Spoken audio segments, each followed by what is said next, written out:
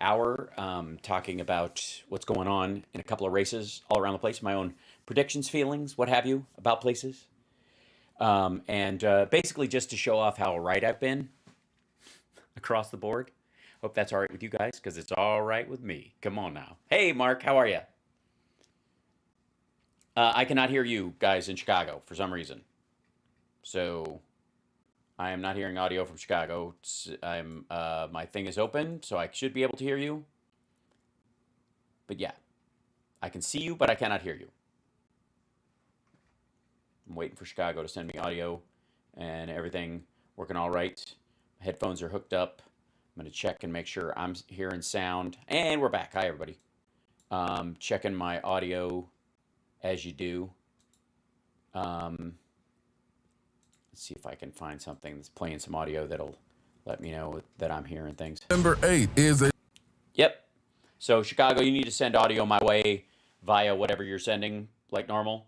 I see a signal there somehow, but nothing coming out of there. So, did I mute the guest? No. You're not muted. You're good. You want to hang up and try relook? Excuse me. Bless you. If you want to maybe reload Chicago or something, maybe that might do it, but you should be all right. Oh, here they're going to go off and come back on. Fingers crossed, it'll work. Here we go.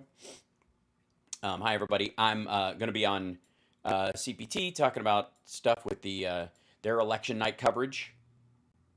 Let me open up my page. Chicago's trying to open back up with me, see what they can send my way. They should be a couple of minutes in, but they're trying to reconnect. Should be all right.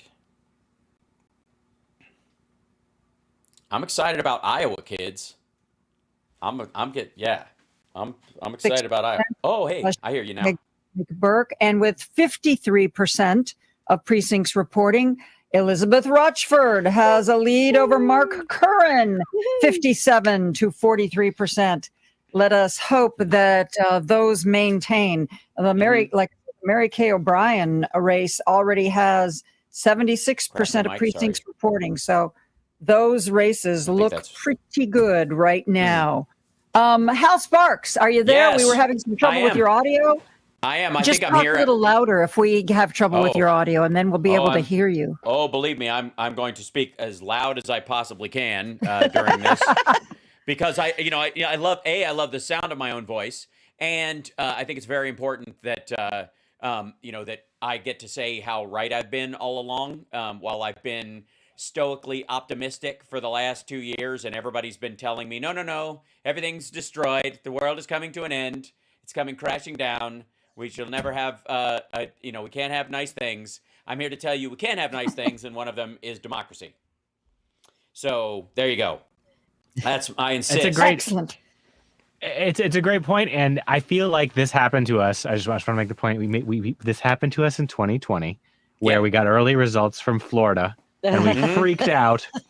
And you know what? No. I don't mean this as derogatory towards Florida, but Florida is not the entirety of the country. What would you call it? Not something we did get you fired from MSNBC. I'm not going to say it on the air. It's a peninsula, and you can take from that what you'd like. Correct. Yes, it's a dangling participle on the edge of American democracy, and we all just have to deal with it. Hey, watch out. Tiffany Cross got fired for getting into that kind of territory. Did she? Luckily I live stream in my own world, so I don't care. I owe no one anything. I will say this, though. When you said we all freaked out on when Florida returns came back, I did not. I stayed up all night on 2020 live streaming at infotainmentwars.com on my live stream, and because everybody was worried, and I was like, you guys are worried about nothing. This is not going to go the way Trump thinks it's going to go. I'm telling you. And they're like, oh yeah? And I'm like, yes, I will stay up with you all night. And I was absolutely right. And I will be right about this as well. The redistricting that the Republicans try to do, while it gained them some seats in Florida across the country, it is a wash. It will not help them in any way, and it didn't tip the scales in their favor, and there aren't enough flipped seats in a natural form because they were so focused on what seats they could steal as opposed to which seats they could earn that they ended up doing things to the pooch in terms of their electoral prospects. And it looks like we're going to end up with a couple more Senate seats as well. So again, these people might lead us to what they allegedly hate the most, which is single party rule, with a slightly stronger lock on it, because it is a bit of a referendum when the sides don't change during a midterm, since they are so expected to do so. When they don't, even if they, marginally shift back and forth, if there isn't a swamp one direction or another, that in and of itself is an electoral sign. Yes. That is, yeah. I mean, it's like it's 2002, right? Like when is the last time that an incumbent president was not severely punished? It was 2002. And That's right. We're looking at indicators now, right? And the night's not over. Just, Gretchen Whitmer projected to win in Michigan. Excellent. Abigail Spanberger, which is this canary in the coal mine district. We said this earlier in the show, Virginia 7. And she just won. Biden just called her to congratulate her on a win. Yay. Awesome. Governor Laura Kelly in Kansas, doing well, running ahead. Sharice Davids, swing district in Kansas, doing well, running ahead. And this is not a swing area, but I do want to make the point that Vermont will become the first state in the country to enshrine abortion rights into their constitution. It passed, and it looks like, knock on wood, Michigan might do it too. Right. And Kentucky's attempt to get rid of abortion rights entirely is failing as well. So even though, the Rand Pauls of the world were automatically called very early on, you have to understand they're part of a libertarian streak that protects him. And that libertarian streak alone will keep the government, the sort of ancillary Republican-esque independence from claiming, more rights for the government to speak over people, even if it's something they would be for. So the Rand Paul voters are not going to give the government more power in theory anyways. A lot of them do, but not enough of them to put this referendum over the top. It's so interesting to see, too, how voters vote when it's an issue on the ballot versus there's a D or an R next to your name, because I think that point's exactly right. And we mentioned this earlier in the show, and in the no side is winning on the no right to abortion in Kentucky, which is like a little bit of a riddle. But that means what they're saying is there's not a right to abortion in the Kentucky Constitution. Double negatives. Well, that was part of the goal too. They craft those kind of rulings whenever they're trying to slip stuff through. They do gussy up the wording in a way that it'll mess with the people who might be the ardent supporters will know what's up, but the people who are detractors of it will be confused by which side they want to vote on. That kind of languaging in referendum, has been going on, quite frankly, since like California. We really cut teeth on that kind of languaging in California, where it sounds like you're voting against something when you're voting for it, and vice versa. Yeah, I love when the ballot gets printed that way. That's why I was so thrilled when I got my mail-in ballot and the Workers' Rights Amendment was written in a way that I actually understood it. Because that doesn't always happen with me. Yeah. Right. So we're doing pretty good already. And again, this is early counted votes in the states that do it. That automatically load them on the day alongside the, and then start counting the daily votes from that day. And it takes them a little while into the night.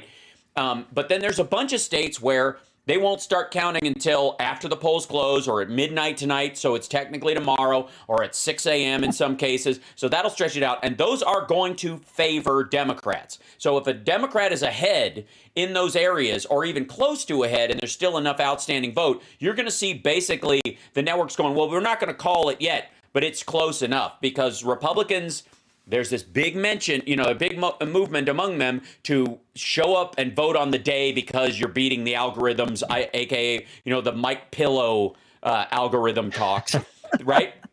To beat that, you got to show up in person. Well, it got windy and stormy a lot across a lot of the country, and a bunch of people left the line. And Trump had to put out a video earlier this evening saying, if you're in line, don't leave, because a lot of people were not that excited and blew it off.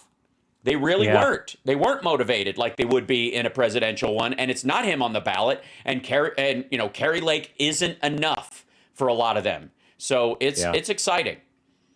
It's also, to your point, it is such a danger, and I don't know why Republicans do it. I think overall, just because they want people to question the voting process, they want people to have doubts.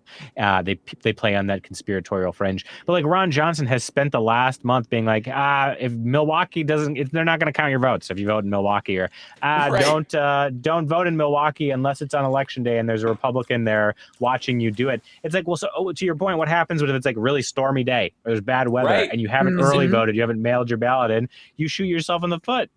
Yeah. And by the way, you're also fighting natural human entropy. You're fighting the people just not wanting to get their butts up off the couch. It is a lot easier to be a slacktivist yelling at the television and tweeting like Trump does than it is to actually do something. I mean, some people are, it's amazing to me that it's exhausting to sit down and fill out the ballot on their kitchen counter and mail it in. It's like this huge endeavor that they go through. Imagine tacking on top of that, going there in person, driving across town, standing in line, knowing the weather's bad, all those kind of things. Why would you set yourself up intentionally with your party to not go there? Why not, why would you talk your people? Now, Trump's been talking everyone out of voting, period. So much so that in Arizona, they had two people, I saw this earlier tonight, two people when there were those problems in Maricopa County with a couple of the tabulating machines. By the way, not voting machines, tabulating machines. There's a huge difference. You fill out your ballot in paper there. They still have it. It's not going anywhere. You were there and you signed in person. It's not like these people are going to lose their vote. But the tabulators weren't working. So a lot of these folks were basically coming out going, the voting machines don't work. Why bother? So they're being interviewed. They just voted. It's so silly. Those people just voted, and now they're walking out going, it's a wreck. Nothing's working. So how many people did they turn away? They didn't turn away, by the way, any Democrats. Not a single Democrat is going to not go vote because of what that person said. But a bunch of Republicans aren't, and that affects Carrie Lake and other people like her. Yeah, it is. It's a form of idiocracy for sure. I wonder, I think we still have a tough night ahead of us in terms of keeping the House, in terms of keeping the Senate, but I would feel so much better than I did earlier tonight. What do you think about the Senate balance? Talk to us about some of those races, Fetterman, Mandela Barnes, what are your takes there? Yeah, I mean, I think Fetterman's a lock. I think that's going to be fine. I mean, part of it is because as much as Trump tried to help Oz, when he went there for his little gatherings for Oz, besides the fact that he just blathered about himself for an hour and a half and bored the hell out of everyone, the people that were there turned their backs on Dr. Oz when he came up on stage, physically turned around. And that's the MAGA group speaking. That is a chunk of those voters that are not going out. They're not voting at all. If they're not, because that's the one thing about Trump's MAGA voters is that if he's not there, or if there's not something specifically they agree with him on that they're going to vote for, a specific MAGA candidate along the lines of a Carrie Lake, they're not going to go anywhere because half of them don't believe it's going to work anyways. And then as soon as today happened, by the way, right when they had those Maricopa County issues, Trump started messaging on Truth Social like a madman. Same problems as in 2020. Here we go again. The fix is in. Well, that's not the issue. That's not, in Maricopa County, it was a tablature issue, like I said earlier. But even beyond that, if you tell people that, what was the problem in 2020, according to Trump? They were fixing ballots from China that had bamboo shoots and panda poo in them, and then they took your votes and they bounced them off a satellite and sent them to Spain, and they were counted in German and then sent back to Texas, where the ES&S people sold them to someone from Venezuela. It was nuts. So when you tell them that a normal, just perfunctory machinery problem is basically, okay, that's a sign, the fix is in, those folks aren't going to get in their car and drive now. You've just shut down anybody who follows that wherever they're voting. They're going to think, well, it's obviously the cabal, so it's not just happening in Maricopa County. Maricopa is the canary in the coal mine, so I'm not going. So, they didn't like Oz. Fetterman, I think, is fine. I think Warnock is fine too. I think there's going to be some back and forth, same day voting and some of the early count, and then they're going to keep counting a couple of mail-in things over the next couple of days, and that's going to favor Warnock, and he's good. I think the Mandela Barnes has an excellent shot. The question is just habitual voters. It's just Democratic turnout. So we're going to see, over time whether or not it matches where Biden was. And if it does, we're good. So, I'm very hopeful. I think we're going to gain 2 seats in the Senate at this point. At least 1, if not 2.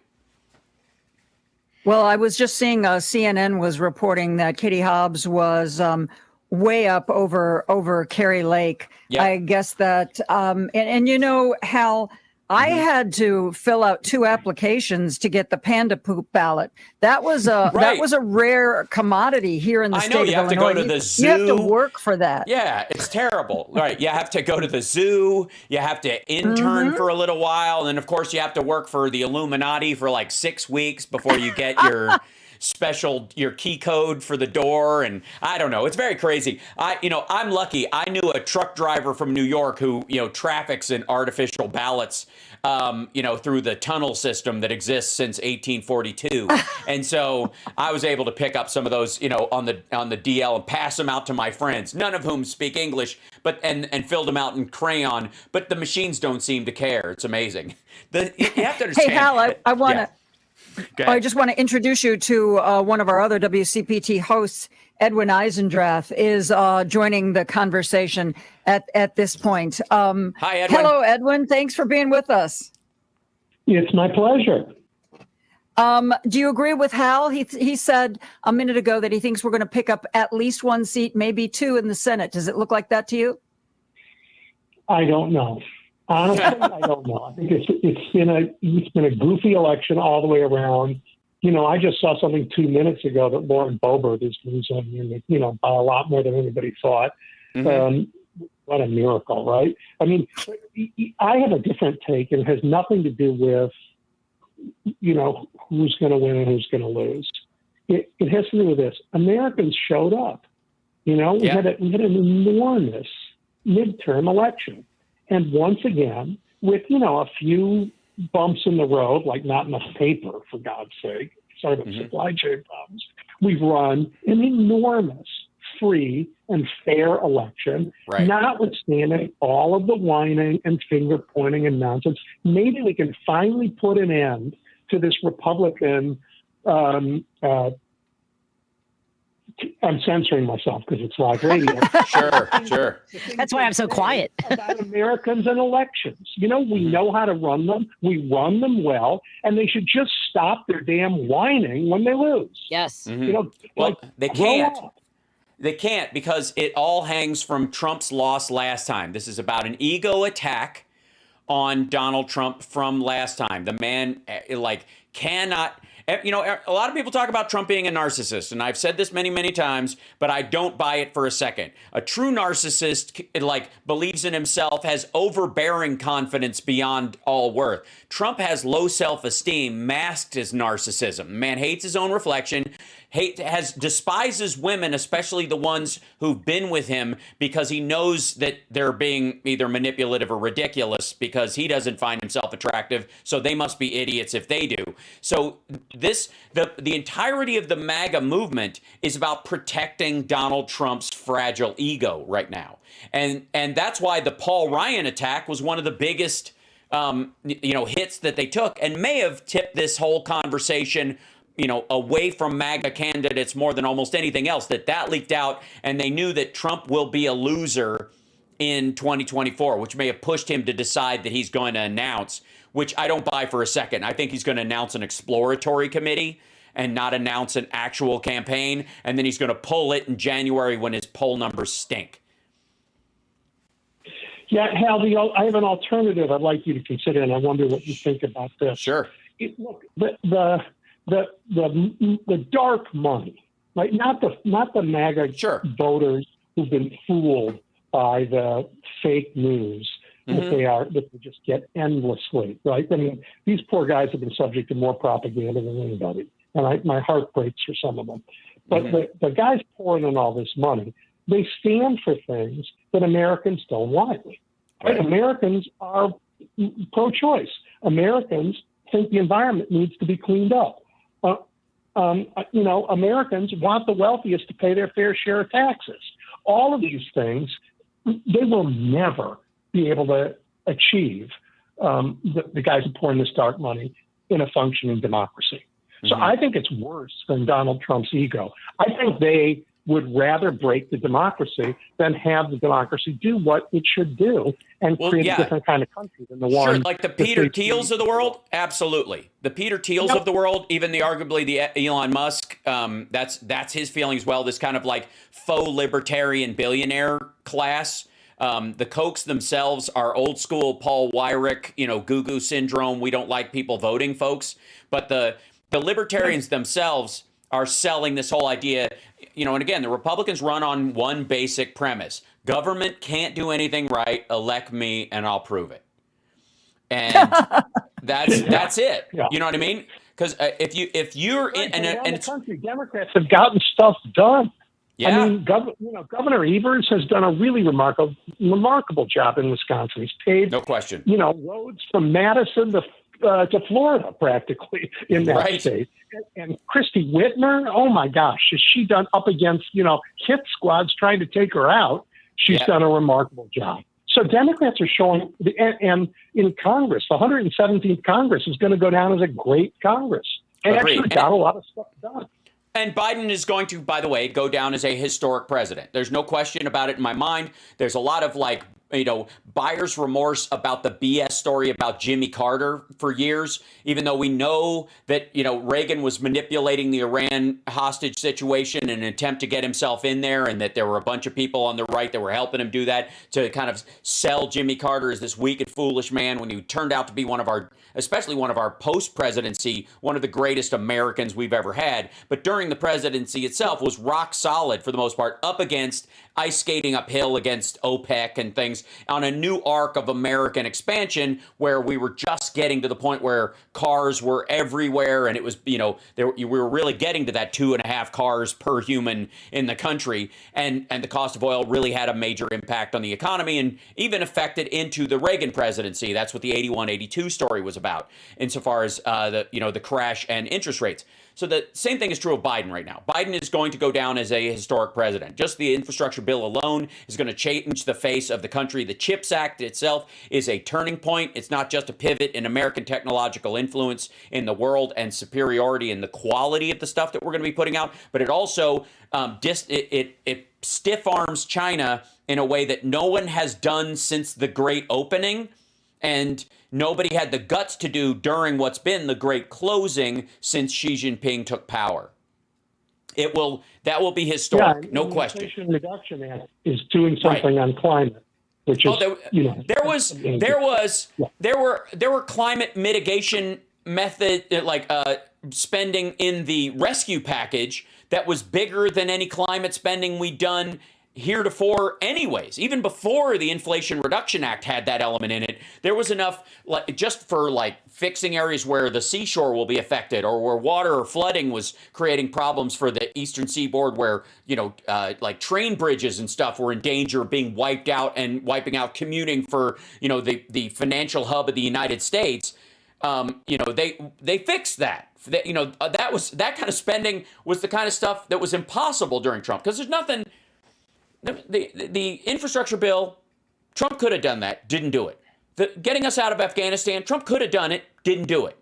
All of these elements, all these little things that we take for granted right now under the Biden administration are stuff that aren't, the CHIPS Act itself isn't materially different from when Trump was in office. There's nothing there was a new technology that broke through and now America do that. Like the shale oil revolution that Trump, when he was saying we're energy independent, the reason he could say that is because during the Obama administration, we started doing natural gas and shale oil. That big movement is what made America independent. That's why the Saudis and the Russians had their, turn off the oil spigot and try to drive the price down so they could kill it in the crib. Didn't work. But that's why we were energy independent during Trump, because he benefited from it.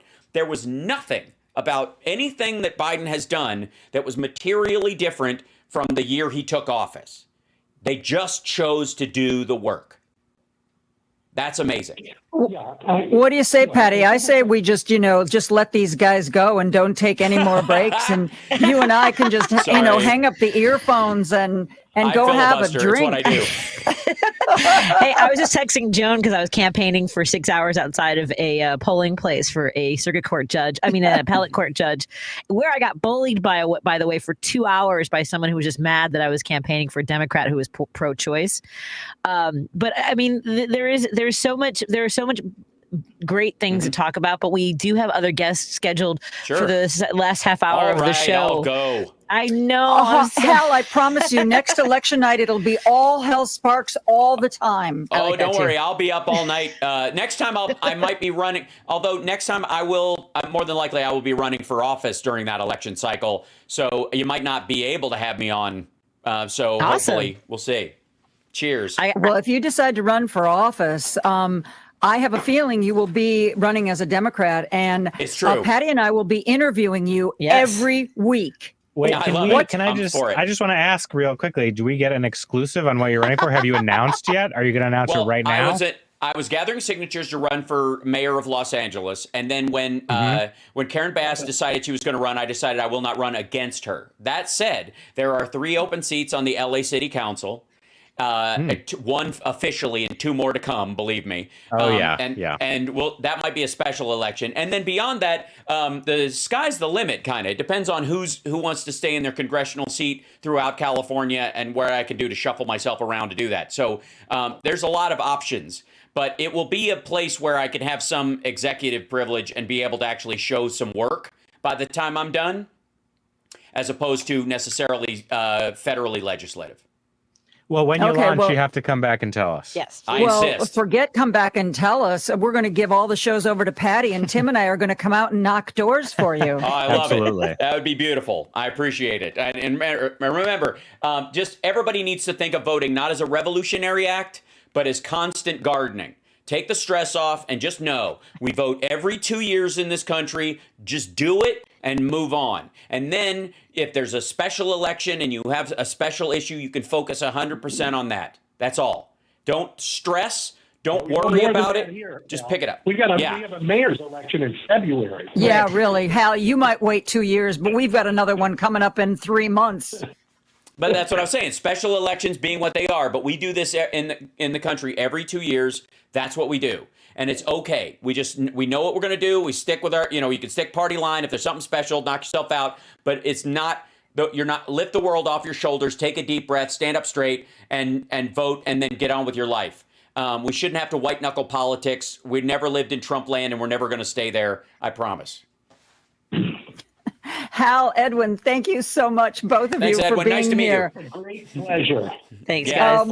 We're going to take a break, and Patty, Tim, and I will be right back after this. Love it.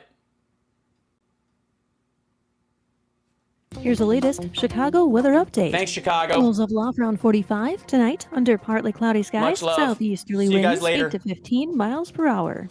A mix of clouds and sun again tomorrow. High temperatures reach up to 6.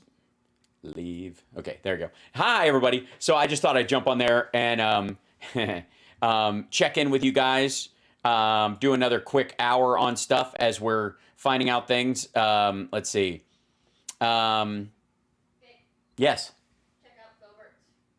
Check out Bobert's race. Is she losing? Did she? Well, no, they haven't rejected it. Oh boy, come on now. House seats in Colorado.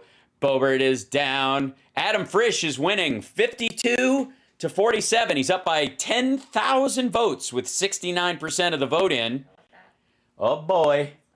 Well, I mean, and making her a one-termer would be fantastic. Yeah. So hold on one second. We'll throw this in here real quick. There you go, ladies and gentlemen. Look at that. Lauren Boebert. 47.9, and this has a lot to do with the fact that the governor, they just called the Colorado governor's race for the Democrat. This is not surprising at all. Adam Frisch, a lot of these folks are what I would call like Steel City Democrats. and they're not extremists in any way. They don't have they're not tagged with the sort of defund the police storyline, any of that stuff. They're just, good people want to do good work, and without any kind of the baggage of whatever, run of the mill story that's going on. This fingers crossed, but this is good. If indeed, and this is, I think Colorado's like what, all mail in? Yeah. Let's see. So it's looking pretty solid. That's good. Show more. Here's Colorado. We've got in Colorado 1, 2, 3, 4, 5 Democrats so far and 2 Republicans. 70. Ken Buck is winning in Colorado 59-5. And this is against Ike McCorkle. Gee, I don't know how you can't win with a name like Ike McCorkle. Love you, but man. Meanwhile, 69% reporting 52.1. He's ahead by 10,000. If he can hold on to that, phew, that'd be a good time. Come on now. Because what they try to do, like I said, and I said this during the radio show, and I meant it. There was a distinct move by Republicans to focus on redistricting as their key to getting more seats in the House. And they couldn't redistrict enough of them. So they have to do that, and they have to take over a bunch of stuff that are swing districts and whatnot. Well, just the redistricting itself and the Dodd decision are enough to keep those ones that they might have, if they'd have spent more time trying to flip them on the ground, they might have pulled some. But nope. Okay, still some room to move in here. 42, 42 Democrats, 41 Republicans, 55 Democrats to 98 or whatever. There's just a 2 roll in there.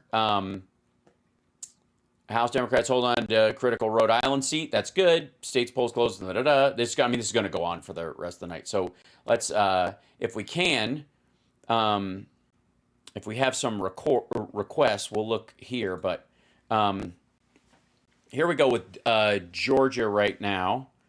Herschel Walker is ahead by 27,000 votes, estimated 71%. It won't be enough for him.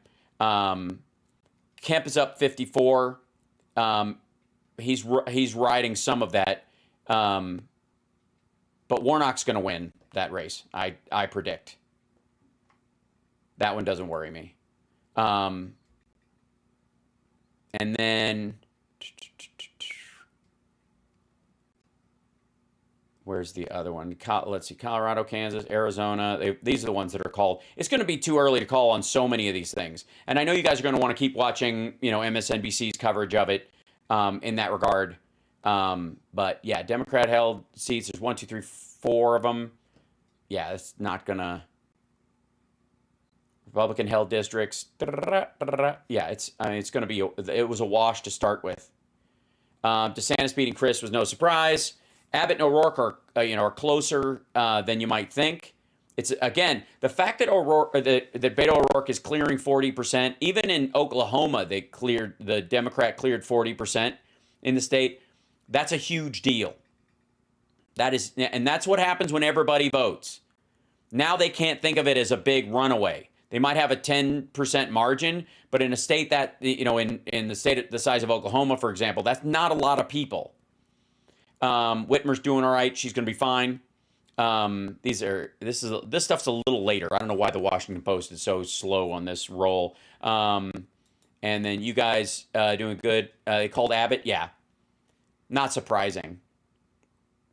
Let's see. Man, if we bounced Boebert on this one. Oh yeah, and Doug Mastriano lost for governor seat in Pennsylvania. Like I said, Fetterman's going to win there. Really do feel that it's going to be fine. Let's see, maybe later. Go away. They're calling Chuck Grassley, although I think that's closer than they think. I think there's a chance that there might be outstanding mail-in vote there, but we don't know. But that's a squeaker too. They could rescind that. I wouldn't rule that out. Still no signs of a big red wave. Boink, boink, boink, boink. And the fact that, again, I said this during the radio show, but I want to make this abundantly clear. The Democrats are supposed to get trounced in the midterms. Not Republicans gained some seats or it was closer than people thought. They're supposed to get their ass handed to them. Just like in the 2020 election, they were supposed to lose New Jersey and Virginia, and they only lost Virginia, and they didn't lose New Jersey. And it threw a monkey wrench in what everybody was saying. And they're like, well, it's the Republicans have clearly got a headwind into blah. No, they don't. Or a tailwind, or I guess, in this. So, yeah. Let's see. This is 7:37 p.m. that there was still no sign of a big red wave. Agreed. Nevada, I'm curious about. Yeah. There we go. Let's go back into here. They're not calling any of this stuff till later. But Cortez Masto, the right-wingers were saying from their internal polls that Cortez Masto is the winner. They're calling it for her. Yeah. Yeah, look at the split white to non-white voters. And again, it's a volume thing, so that does not help them. Nevada exit polls, age, yada yada, education, blah blah blah. Liberal. Most political matters. Do you consider yourself? There you go. This is the exit polls of all the other stuff. On most political matters, do you consider yourself liberal, moderate, or conservative? 22% consider themselves 94% liberal. Moderates, 42%, that's the people in the middle or whatever. 55 consider themselves liberal on most things, 41. And then conservatives, 7% consider themselves liberal on stuff. Or conservative Democrat? I don't know. Or 7% of Democrats consider themselves conservative. So these are and then 90%, I mean, it's a stack, 90 to 5 on the Republican side. But that's 4% more on the liberal side. That's enough. Married men, married women. Do you feel the way, let's see, strongly approve, 93% to 5. And then, of course, Republicans are in the strongly disapprove, 95 to 3. I guess Cortez, Laxalt. Okay, so these are the red. Where you go? So voted for Laxalt, voted for Cortez. This is how they go. Most men voted for Laxalt, women, female, yeah. But not by a giant margin. Females, slightly smaller shift there for Cortez versus Laxalt. 41, 47, 57. Okay, so that's your demographic split on that one. And these are all, I mean, there's like exit polls. But anyways, there was the Charlie Kirk dude was freaking out about Arizona and about, let's see, governor's races. Let's look at governors. Oh, Nevada governor. They're not going to have any of these. Boink. Let's go back here. Boop-a-doo. Abbott wins Texas. Shapiro wins PA. Rubio wins Florida. Bennett wins Colorado. Senate. Yeah. Warnock has popped back. Oh, no, he isn't. Here we go. 48. Too close to call. 49-6 to 48-5. The fact that that's a squeaker and it'll be under 50% is it would be hilarious. Okay, Hassan, though, is winning in New Hampshire. That's awesome. That was if you'll recall earlier when we were looking at the I think it was Hank Kuhneman, right? Skank Kuhneman and Gene the Jesus Machine were talking, or it may have been Lanny Walnuts, but they were saying that Hassan in New Hampshire would be the bellwether. If that goes Republican, it'll be a sweep. Fetterman's ahead, 49-47. Too early to call, is 63% in.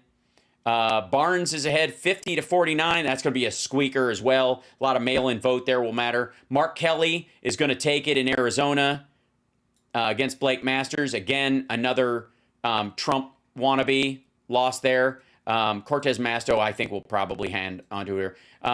Spamberger is great. That's a big deal. PA Shapiro, that's a good bellwether. Whitmer's also doing really well. Evers, Katie Hobbs, 57-42. But Carrie Lake's going to get her ass handed to her. This is going to be so good. Hold on. I got to slide this down because you can see it. Check that out.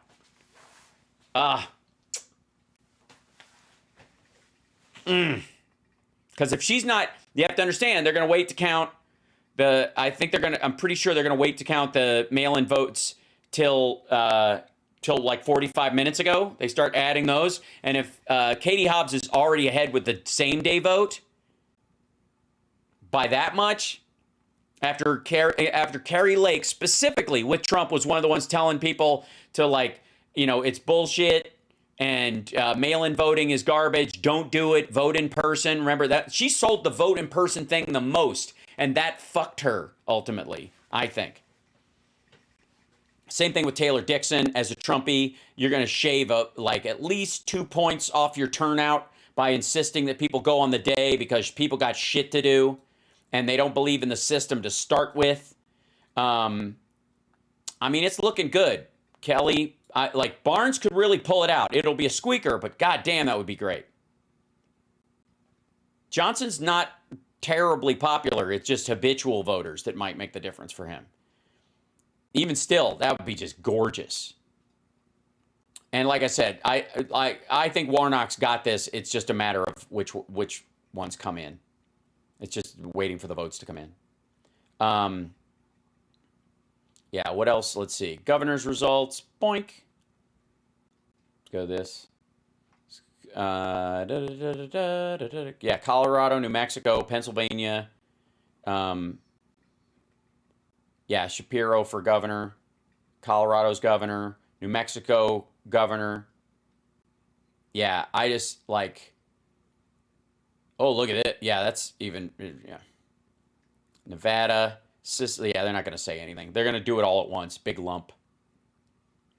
And yeah, they already called it for Ivy. And then let's look at the House results. A lot of specs. The illusion of places like this is that you've got fucking South Dakota. Look how big this swath of land looks. They got one fucking House rep.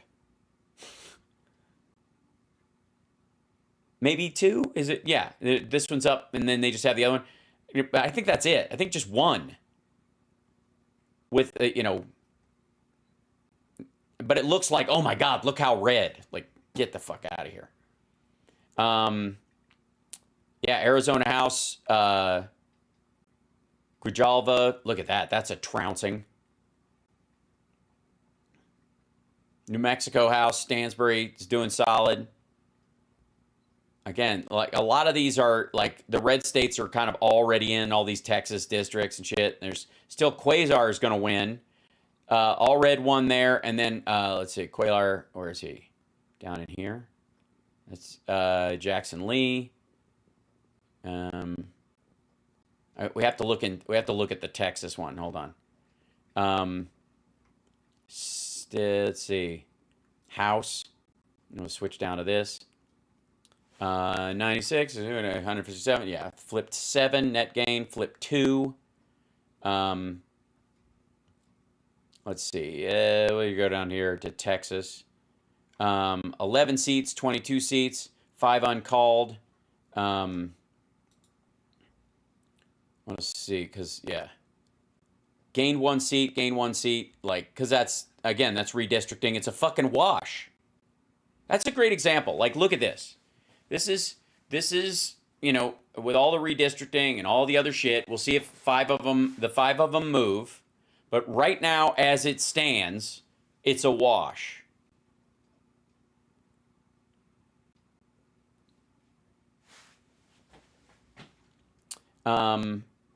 Which is what I said. Yeah, Crenshaw won. He's not a Trumpy. That's not a good sign for them. It's not surprising that he would win, but it's a strike against Trump that he won so significantly. As a matter of fact, it makes the point that, it's a lot of incumbents, too, in the House races.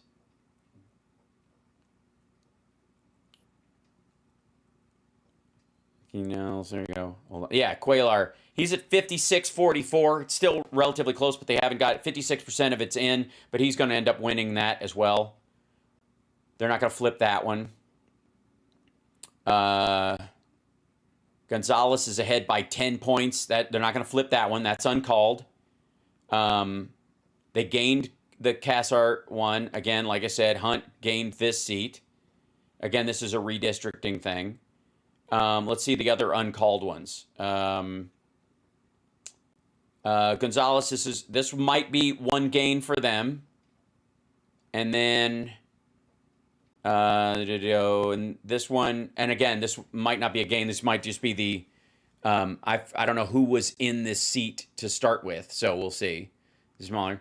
There's a Granger as incumbent coming back in, so that's a wash. Same thing. Like I said, there is no red wave. It just fucking doesn't exist. Let's look at Minnesota, which is the Mike Pillow seat. Democratic governor, incumbent, won again, 62-34. Attorney General Keith Ellison, same thing, 60%. Secretary of State, Democrat.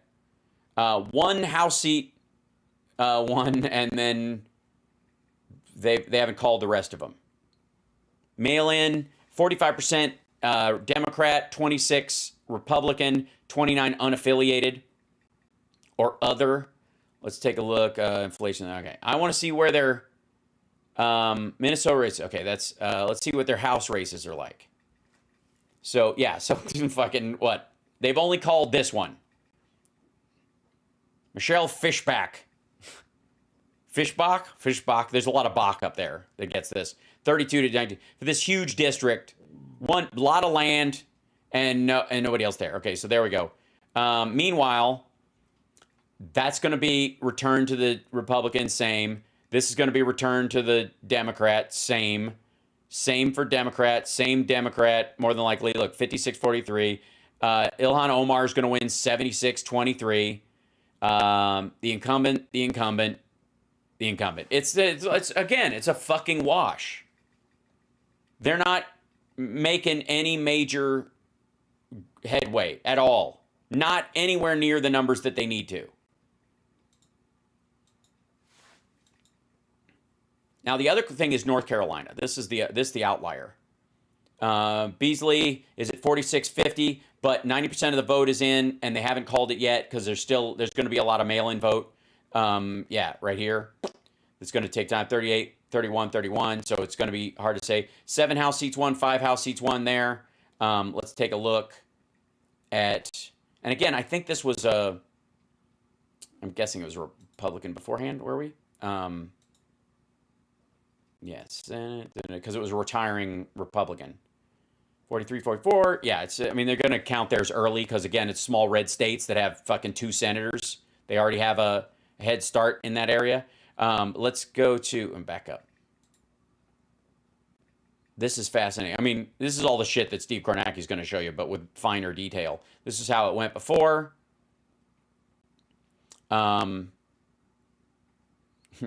This would have been a runoff in the state for president.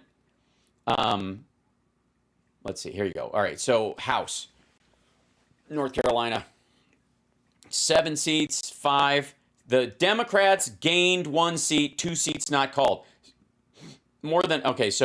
And then this one, Democrats winning. This hasn't been called yet, but it's 52-47. 96% in. They're going to call this any second for the Democrat. What else? Called. Here you go. One other. Democrat up 51-48. This will be close. 81% in. 8,000 votes difference for Nickel versus Hines. But it looks like a Democrat pickup there as well. This could wash all the gained seats in Florida in one state. And they're around this area. Yeah, there you go. Wiley Nickel. Wiley. I'm going with Wiley. And then Don Davis, 52-3 to 47-7 over Sandy Smith. Write-ins got nothing. Yeah. These two are going to go Democratic, I think. These guys right here. The college turnout there and the people that were showing up. And even still, like, they gain one seat, they lose one and then gain one. They split them. It's still a wash. There's no red wave. Like, it's just fucking silly. I'm telling you. And there's there's that big chart they have about election deniers. I think it was on the Washington Post site where they're like, check out the number of like election deniers that are, here or whatever. Like they have this. Where is it? Scroll down here. Got to load for a second. There it is. This is so far 75 Republicans who denied 2020 election results have won their midterm race. One leading lost. And that's is a bunch. The X's are all lost. Okay. A lot of the people, by the way, who signed on to this shit, like Hal Rogers in Kentucky, did it as part of the I will question it, but I will not move forward kind of shit like that. Like not like they've been denying it the whole time or they've been decrying the big lie nonstop, but they still make this list, right? And a lot of those folks are in the red and the pink. They're going to just be incumbent winners. This is almost, basically, this will be a wash. Half of these people are already in there.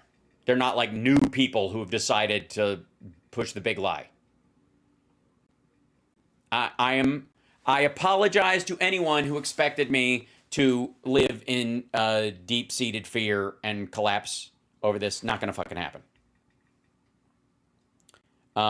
Fetterman odds will be closer than we would like, but Fetterman will win. Same thing, like Mark Kelly's just running away with it. Holy shit.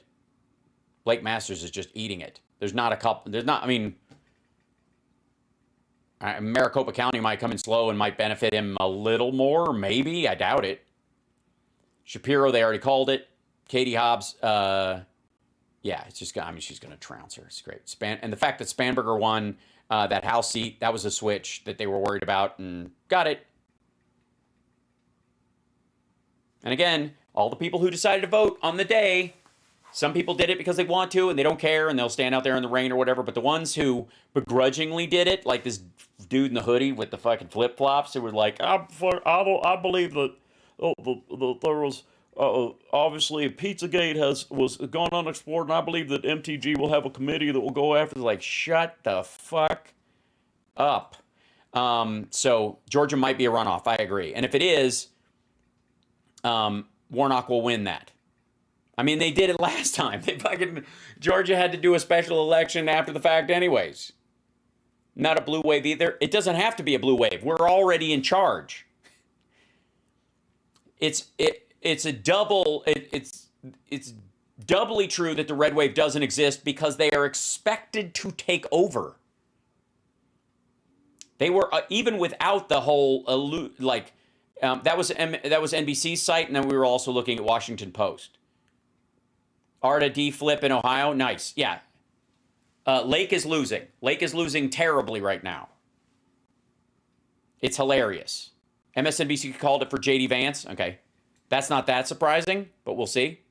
That was always an ice skate uphill. So hold on one second. Where are we? But anyways, go watch that stuff. I'll check in with you guys tomorrow. Like I said, tomorrow on the show, in the morning show, I'm going to have Mueller, She Wrote on as a guest in the second hour. Again, I've been trying to start the whole thing where I have guests on the regular, and I'm going to try and have somebody on Friday, maybe one of the Midas brothers or something like that to start off with. And then, yes, Allison, and we're going to talk about the lawsuits, because as of tomorrow, and Lawrence O'Donnell pointed this out, as of tomorrow, the whole sort of moratorium on going after Trump before an election is totally off on a federal level. Especially, and which is why he thinks he's going to announce his exploratory committee next Tuesday. And by the way, Carrie, thank you so much. Hal, if you ever moderate a political debate, can you ask the candidates to explain how a bill becomes a law? I've asked MTG multiple times, but she can't even give me a Schoolhouse Rock kind of answer. Oh my God, that's amazing. Of course. Although I would hope to be one of the panelists, and I would be glad to explain to you not only how it becomes a law, but how, when it's drafted and over the period that it is marked up in committee, everybody in the Congress and the House, with their staffs and on their own, have every opportunity to read every part of a fucking bill chunk by chunk before the final vote happens, even if it's rushed, because most of the fast bills you've seen, oh my God, they're rushing this thing through. You know why they're rushing this thing through? Because they've had a bill sitting there for fucking 10 years that they marked up years ago. They do a couple of date tweaks on it, and then they put it up for a fucking vote because they can.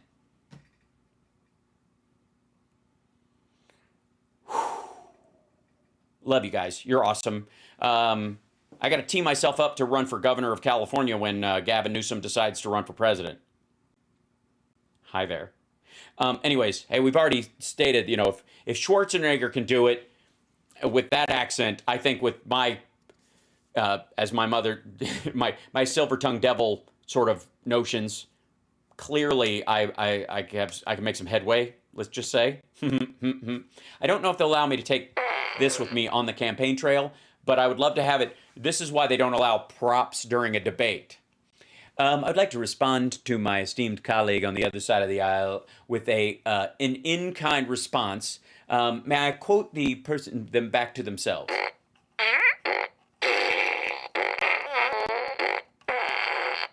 Now, you're saying, I don't understand that.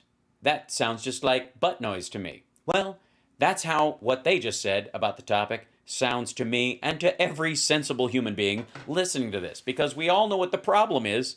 The debate is about the solution. How did you know Paula White Cain is married to Jonathan Cain of the band Journey? Yes, I did. Yes, I didn't know she'd taken his name, though. And he wrote a Christian musical-y thing. He just had a single come out. Yeah. So now I come to you with open arms, hoping to see what your love means to me. Open arms. Can't do that with a crackly mic. It's just wrong. Love you guys. I will see you guys tomorrow. Breathe. Come on. There is no red wave. They're all going to be disappointed and angry tonight. You don't have to join them. Oh, and by the way, please watch my stupid boxing video that I made of me playing with my my Oculus headset, doing Creed today in the afternoon to distract myself from all the blather on the news and all that stuff. If you guys got a chance to see this. Does one of these fighters have what it takes to be the champ?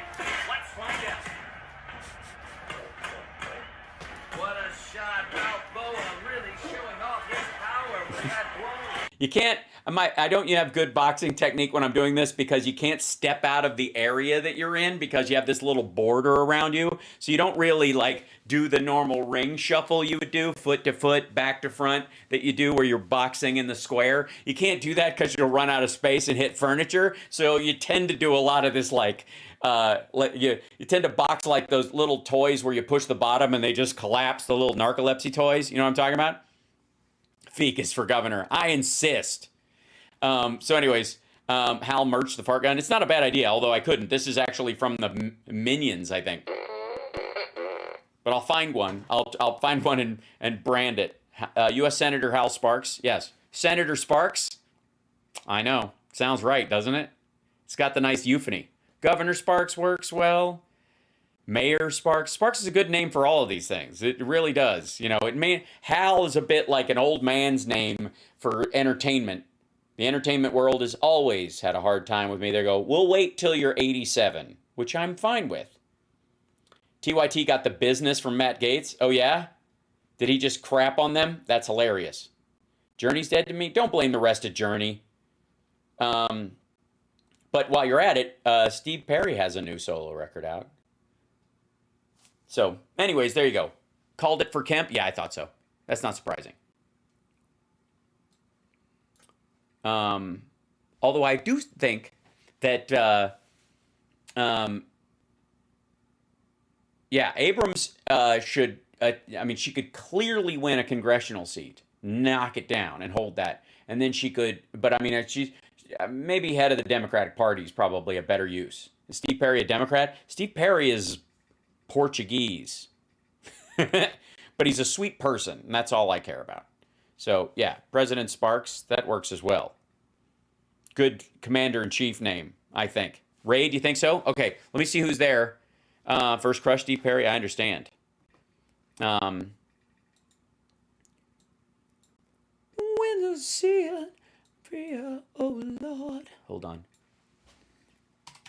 Wheels in the sky keep on turning. I don't know where I'll be tomorrow. Yeah, I can sing it. I can hit those notes. What do you like? How you like that? That's not even, it sounds like falsetto. It's not. That's my fucking head voice, kids. Come on. Yes, go Hobbs. Mr. Sparks. I don't know. Who? Oh, there we go. Who's up? Midas isn't on right now? Where are they?